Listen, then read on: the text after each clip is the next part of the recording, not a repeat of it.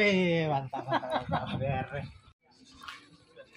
Bea Cukai Langsa melakukan pemusnahan terhadap barang ilegal yang meliputi 8 ekor kambing, 12 ekor meerkat, dan 1 koli tanaman hias. Pemusnahan ini dilakukan karena barang bukti mudah rusak dan membahayakan. Dalam pelaksanaan kegiatan pemusnahan ini, Bea Cukai Langsa bersinergi dengan sejumlah instansi terkait, di antaranya Balai Karantina Hewan, Ikan, dan Tumbuhan Aceh, Sumatera Utara, Balai Konservasi Sumber Daya Alam Aceh, serta Balai Veteriner Medan. Kolaborasi ini bertujuan untuk memastikan bahwa pemusnahan dilakukan dengan prosedur yang benar dan tidak menimbulkan dampak negatif terhadap lingkungan maupun kesehatan masyarakat. Kepala Kantor Bea Cukai Langsa, Sulaiman, menjelaskan pemusnahan terhadap barang ilegal ini meliputi 8 ekor kambing jenis pygmy, 12 ekor meerkat, dan 1 koli tanaman hias. Pemusnahan ini dilakukan setelah melalui serangkaian pemeriksaan dan penyelidikan yang menemukan barang-barang tersebut melanggar ketentuan impor dan berisiko terhadap kesehatan serta ekosistem lokal. Jadi kami melakukan proses pemusnahan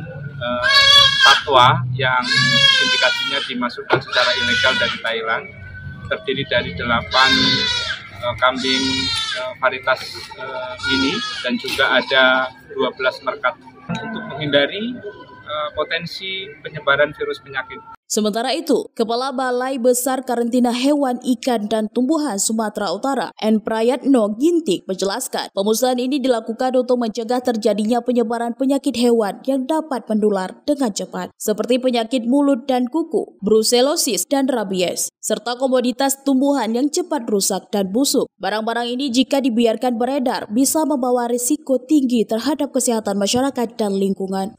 Jadi setiap media pembawa yang mengakibatkan potensi penyakit, tersebarnya penyakit ke Indonesia, kita harus mempunyai persyaratan. Satu adalah memasukkan ke Indonesia melalui pelabuhan yang sudah ditetapkan oleh undang-undang.